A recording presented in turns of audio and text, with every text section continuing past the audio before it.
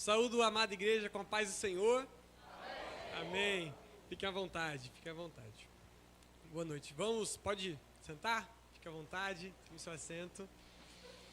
Como o Jabes bem apresentou, eu sou o Kevin, sou seminarista. Eu tenho 20 anos e é um prazer estar aqui com vocês, trazendo a mensagem do Senhor.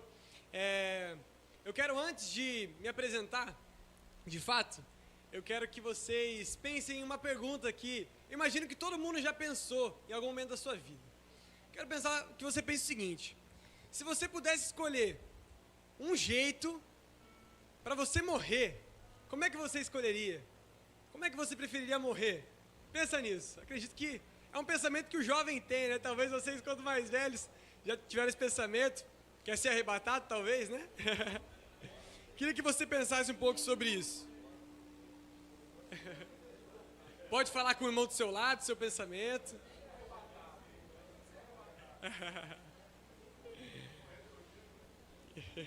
Morrer dormindo é uma boa. Gente, para quem não me conhece, eu sou o Kevin, tenho 20 anos, como eu falei, sou seminarista. Eu congrego na igreja CB Rio e eu vivo minha vida por causa disso aqui, ó. Palavras de Deus, a Bíblia. Acredito que a palavra de Deus está plenamente revelada e escrita nesse livro. E o meu pai, Ricardo, trabalha na SBB, na Sociedade Bíblica do Brasil, que tem uma missão, que é espalhar a Bíblia para todo o Brasil e também para todo o Rio de Janeiro hoje. Então a gente sempre foi mudando de cidade. E há mais ou menos 2 anos a gente chegou aqui no Rio de Janeiro. Então hoje eu também tenho a oportunidade de trabalhar na minha igreja local, é a Igreja Comunidade Batista do Rio de Janeiro, a CB Rio. Hoje eu sou assistente dos pastores da minha igreja e é uma honra. O meu desejo principal é estar servindo a Deus, pregando a palavra e edificando a vida do próximo com a palavra de Deus até o dia em que Jesus me levar, né? É viver a vida diante do altar de Deus. Que os irmãos abram a sua Bíblia no Evangelho de João, no capítulo 13, versículo 31.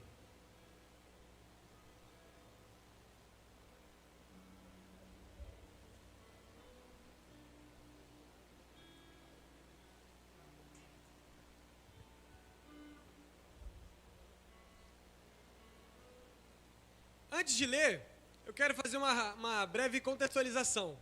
O Evangelho de João é escrito pelo apóstolo João, por quem é denominado por ele mesmo, nesse capítulo 13, de o discípulo amado. Isso porque ele fala que ele se reclinava ao peito de Jesus, ele tinha uma intimidade muito grande. Alguns vão falar na teologia que ele era primo de Jesus. A gente não sabe muito bem, não tem como saber exatamente, mas fato é que esse é o Evangelho do amor. A principal mensagem é o amor. A primeira carta de João e a segunda carta de João tem como foco principal também o amor. Eu ouvi aqui, só hoje, primeira vez que eu venho aqui, muitas vezes sobre o amor, sobre amar, afinal é o nome, né, dessa igreja também. João fala na primeira carta dele, no capítulo 1, no versículo 8, que Deus é amor. Então a gente tem essa temática muito presente sempre nos escritos de João, né? João escreveu esse evangelho aproximadamente no ano 90 depois de Cristo. A essa altura, o cristianismo já tinha sido desenvolvido, já existiam centenas de igrejas espalhadas pelo apóstolo Paulo, que a essa altura provavelmente já tinha morrido, assim como Pedro, assim como todos os outros discípulos. Só havia sobrado João em Éfeso, velho, e ele vai escrever o evangelho de João, contando as histórias que ninguém contou, mostrando o lado que ninguém mostrou. Os outros evangelhos são chamados de os evangelhos sinóticos, que têm uma mesma visão. O evangelho de João, ele quer trazer outras histórias. Ele quer contar aquilo que ele ainda não viu registrado. Porque os evangelhos de Mateus, Marcos e Lucas, eles estão espalhados naquela região, eles já rodavam entre as igrejas. João quer fazer algo diferente. Então ele vai escrever o evangelho contando coisas inéditas. Por exemplo, ele registra Jesus transformando água em vinho em Caná, no casamento. Ele é o único que vai registrar o diálogo de Jesus com Nicodemos, o único que vai registrar o diálogo de Jesus com a mulher samaritana. Ele é o único que vai contar a ressurreição de Lázaro e várias outras histórias inéditas. O capítulo 1, como já foi lido aqui, fala sobre a eternidade de Jesus. Existiu uma seita, né? uma falsa doutrina que estava se espalhando na igreja, que era chamado de gnosticismo. As pessoas estavam falando que Jesus Cristo não tinha vindo em carne. E aí João começa de maneira categórica falando: no princípio era o verbo, e o verbo era Deus, e o verbo estava com Deus. Isso é maravilhoso. Ele está querendo dizer o seguinte: Jesus é o próprio Deus. Ele veio, ele existiu desde a eternidade, mas ele se materializou, se tornou homem. É isso que João está querendo falar. Dos capítulos 2 até o capítulo 12, João ele vai se dedicar a contar as coisas que Jesus fez. Ele vai ser até um pouco repetitivo, talvez, porque ele vai contar as ações do ministério público de Jesus, sempre falando a história e mostrando como o seu próprio povo o rejeitou, como os judeus rejeitaram Jesus. Então, isso do capítulo 2 até o capítulo 12. Do capítulo 13 até o capítulo 20, tudo vai acontecer em menos de 24 horas. Então, a gente sabe que chegou um momento que não dá mais. Os caras pegaram Jesus, os fariseus, né, os religiosos, aqueles líderes religiosos acabaram pegando Jesus e iriam matar ele. Então, Jesus ele vai falar as suas últimas palavras. Se você pudesse falar as suas últimas palavras no último discurso, o que você falaria? Eu não sei, mas eu queria saber o que Jesus falaria. E João registrou exatamente isso. Então, vamos ler esse texto com muita atenção. Tendo ele, Judas, pois, saído, disse Jesus: agora é glorificado o Filho do Homem, e Deus é glorificado nele. Se Deus é glorificado nele, também Deus o glorificará em si mesmo, e logo o há de glorificar. Filhinhos, ainda por um pouco estou convosco.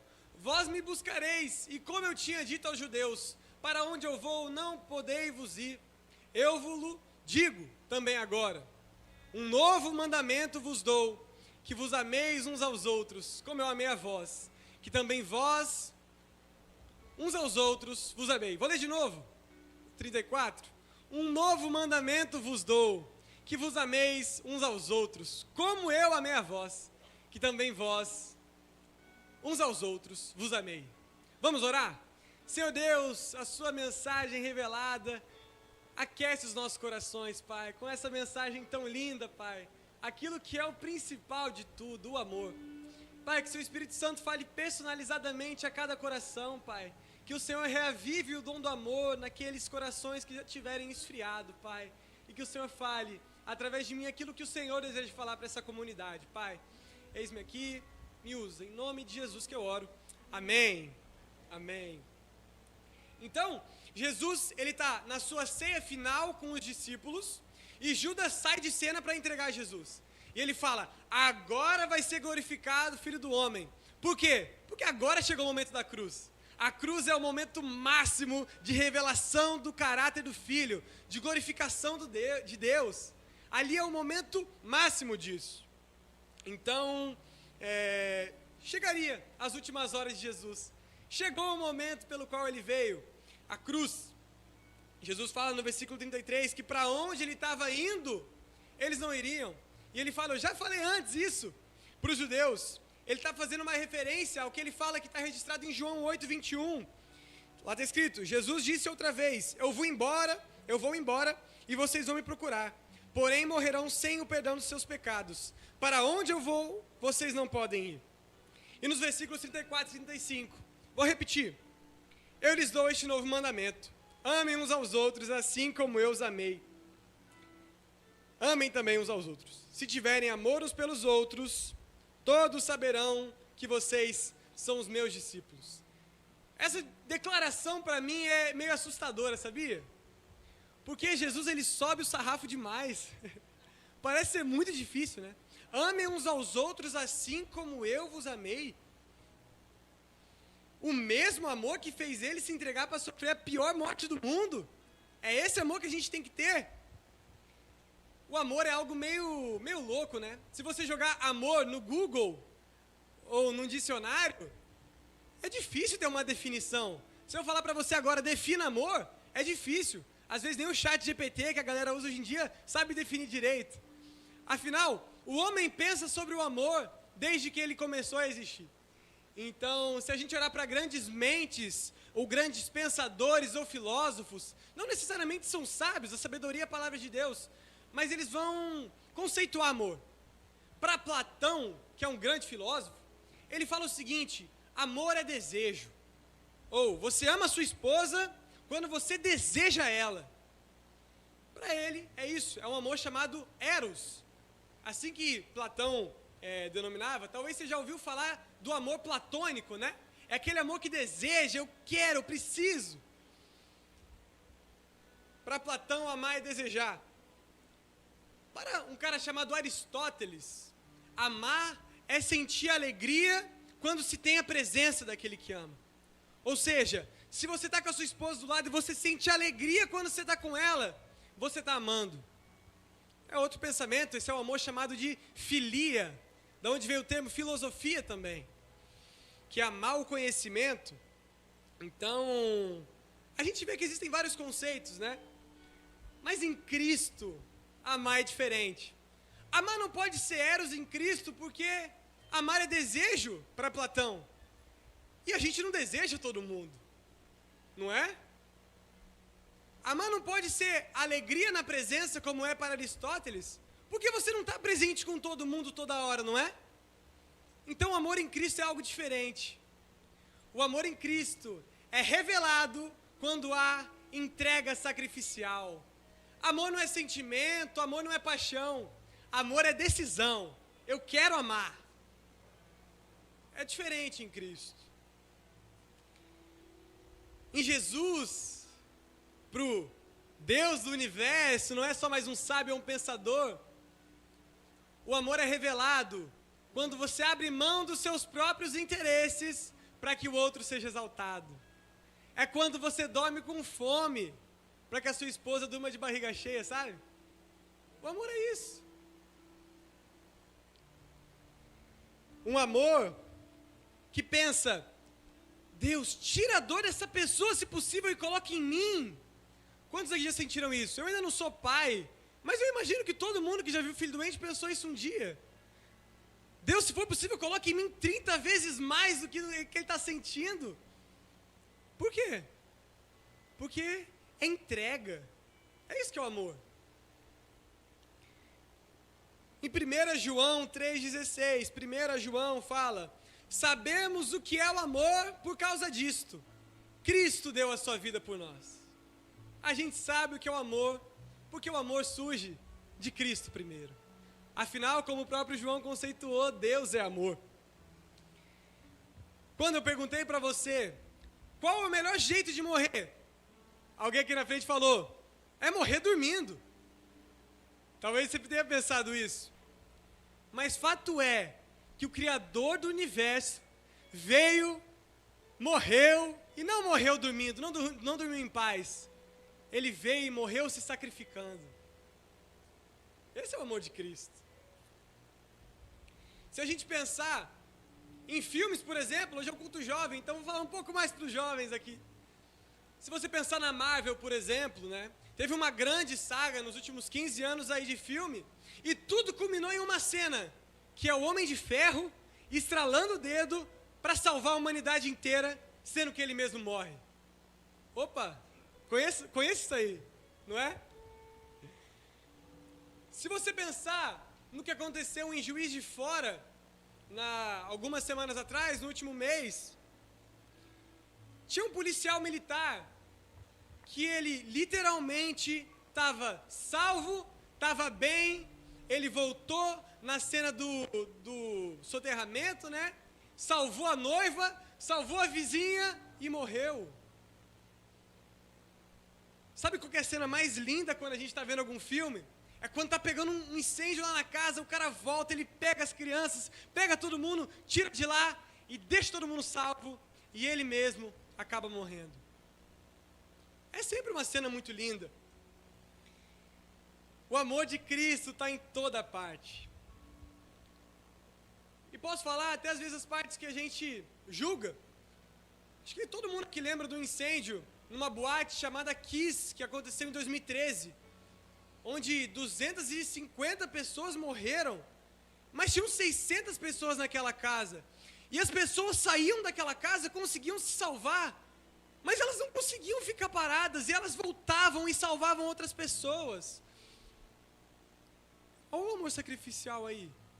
E elas salvavam aquelas pessoas que elas conheciam, mas elas salvavam também as que não conheciam. Elas salvavam qualquer um. Esse qualquer um, Jesus gosta de chamar do próximo.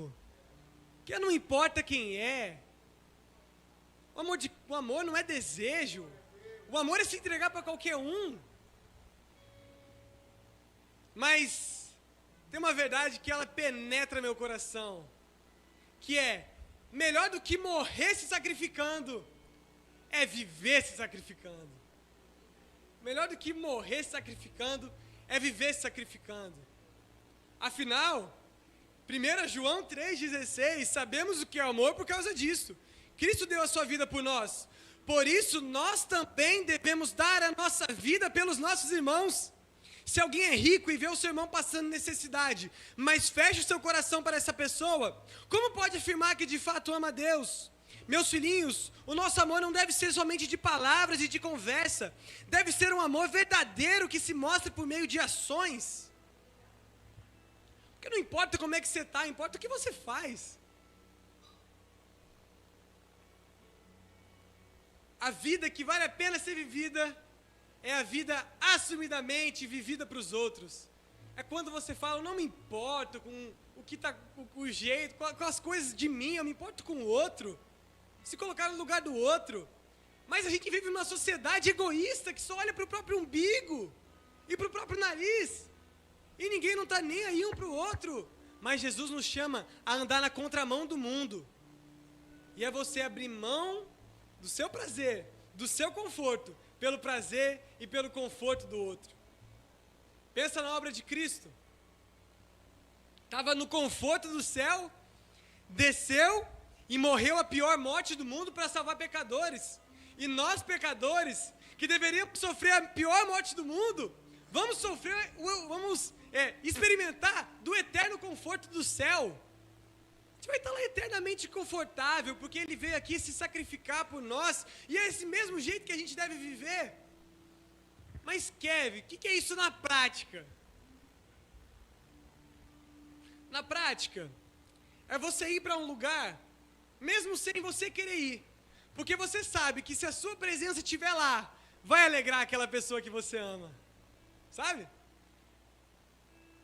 É você ficar com fome para o outro ter o que comer, é você ouvir alguém desabafar, quantas horas for necessário, mesmo quando você está cansado. Quem aqui já passou por isso? É difícil, viu? É a esposa que ela vai para o estádio torcer para o time do marido, mesmo torcendo para o rival, sabe? Porque eu sei que ele vai ficar feliz. Ah, mas você não torce para esse time? Não estou nem aí que eu não torço para esse time. É porque ele vai ficar feliz, é porque eu vou tirar um sorriso do rosto dele. É isso. Fala Deus, fala Deus. É levantar no ônibus para a senhora sentar. Ah, mas eu estou cansado. Não é sobre estar cansado, porque não é sobre conforto. Porque se fosse sobre conforto, Jesus nunca tinha vindo. É literalmente negar os seus próprios interesses, colocando o interesse dos outros acima de tudo. É ceder a sua vez na fila. É oferecer e abrir a sua casa para quem não tem onde dormir. É isso. Na prática é isso. Eu poderia ficar o dia inteiro aqui falando exemplo e mais exemplo, mas eu acredito que o amor não é algo que se consegue pela força. Porque em Gálatas 5, vemos que o fruto do Espírito é amor. Amor, alegria, paz, longanimidade, benignidade, bondade. São várias coisas. O amor é fruto. Ou seja, se tem Espírito Santo, tem amor. Se não tem Espírito Santo, quer dizer, se não tem amor, talvez não tenha o Espírito Santo. Porque a gente é crente e a gente não deve ser conhecido pelo jeito que a gente se veste, pela linguagem que a gente fala. Jesus está falando o quê no começo do texto? No final do texto. Nisso todos conhecerão que vocês são meus discípulos, se tiverem amor uns aos outros. Não é se você sair fazendo cura e milagre. Isso não é ruim, pelo contrário, isso é muito bom. Mas existia uma igreja de 1 Coríntios que tinha muito dom, mas não tinha amor nenhum. Para você que serve, você é pastor, você é um servo do Senhor, faz parte do louvor, alguma coisa. Lembre-se de Éfeso. Lembre-se de Éfeso. Eles tinham tudo, tinham diligência, suportavam falsos mestres, tinham doutrina, faziam muito, e cadê o amor? Não adianta nada. Se não tiver regado pelo amor, não adianta nada. Isso é meio assustador, não é?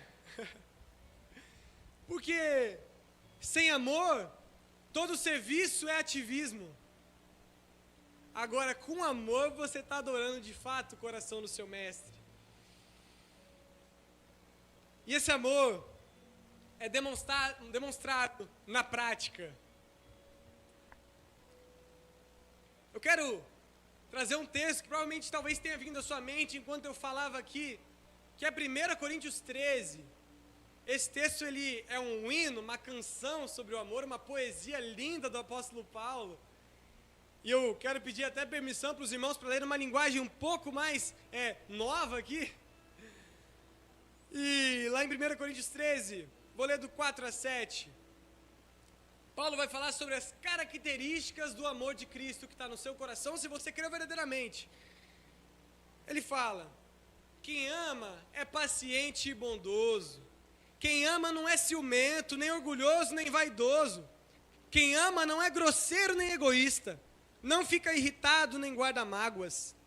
Quem ama não fica alegre quando alguém faz uma coisa errada, mas se alegra quando alguém faz o que é certo.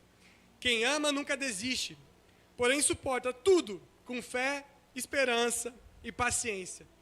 E Paulo ainda traz uma realidade mais sublime ainda sobre o amor, falando que tudo vai passar, menos o amor. Que essa é a principal característica do nosso Deus. Havendo profecias, desaparecerão. Vai profetizar para quê no céu, irmão? Não tem por que profetizar no céu, chegou já. Havendo línguas, cessarão. No céu vai ser uma linguagem universal, não precisa falar em línguas, outros idiomas, ou a língua dos anjos, não precisa disso, isso vai passar. Havendo ciência, passará. Porque a gente conhece, Paulo vai discorrer um pouco mais à frente, a gente conhece ainda de um jeito limitado. Deus se revelou através da palavra. A palavra é suficiente, mas ela não quer falar tudo, não é? Existem mistérios ainda. Lá na frente a gente vai ter ciência de tudo.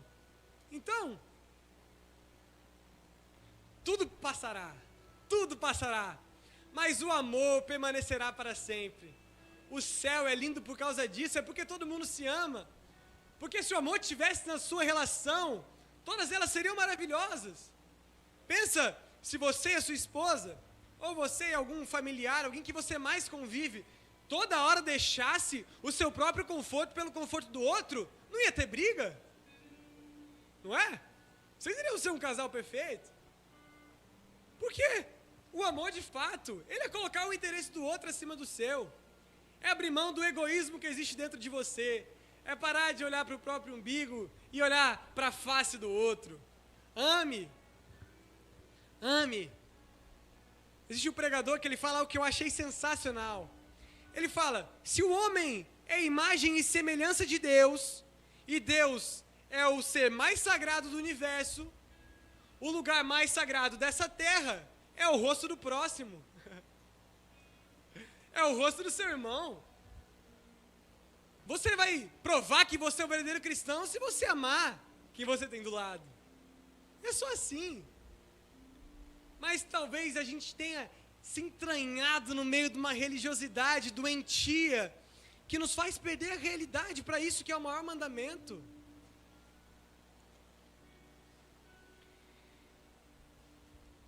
Último ponto. No fundo, tudo que importa é o amor. Quando perguntado sobre qual é o maior mandamento, Jesus fala, está lá em Mateus 22, vou ler o texto: entretanto, os fariseus, sabendo que Jesus havia silenciado os saduceus, reuniram-se em conselhos, e um deles, intérprete da lei, querendo pôr Jesus à prova, perguntou-lhe: mestre, qual é o grande mandamento na lei? Jesus respondeu: Ame o Senhor, seu Deus, de todo o coração, de toda a sua alma e de todo o seu entendimento. Esse é o grande primeiro mandamento. E o segundo, semelhante a este, é: ame o seu próximo como você ama a si mesmo. Destes dois mandamentos dependem toda a lei e os profetas. Pediram para Jesus falar qual é o mais importante, e ele chegou resumindo a resposta: ame a Deus e ame ao próximo. Porque se você amar a Deus com o mesmo amor de Cristo, o amor ágape, o amor que se sacrifica, você vai negar a sua carne, não é? Se você realmente pensar em conservar a sua relação com Deus, na hora que a tentação vem, você vai praticar o amor. O amor deve ser mostrado para Deus quando você nega as suas próprias vontades, quando você nega a sua própria carne.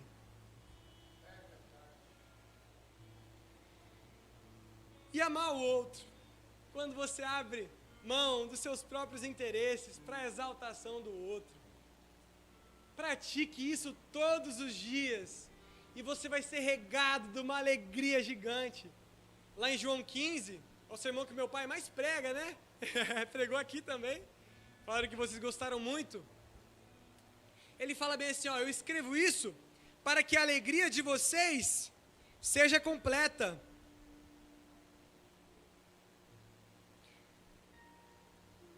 E a alegria de vocês seja completa. O meu mandamento é esse, que vocês amem uns aos outros, assim como eu os amei. Como ele nos amou? Se sacrificando. E é assim que você deve amar o próximo. Quer sentir a alegria verdadeira? Ame. Ame o outro. Mas a realidade que Jesus está falando em João 15 é: sem mim vocês não podem fazer nada. Ou seja, ame a Deus primeiro, que você vai ser regado de um amor tão grande, isso vai espalhar para o próximo. E eu não estou entendendo, mas está me dando uma vontade de amar e de viver isso, sabe? Porque é isso que o Evangelho nos traz.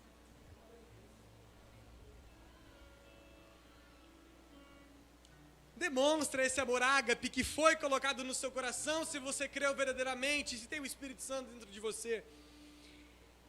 Para finalizar,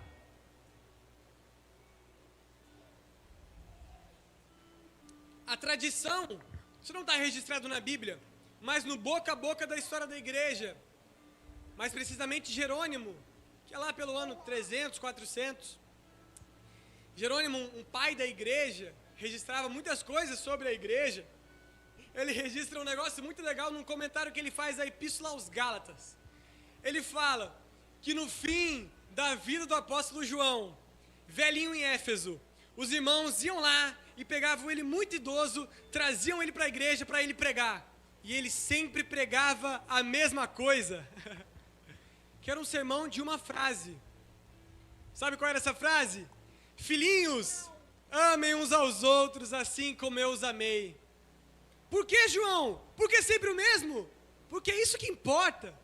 Ame a Deus acima de tudo e ame o seu próximo como a você mesmo. Demonstre o amor. Viva o amor.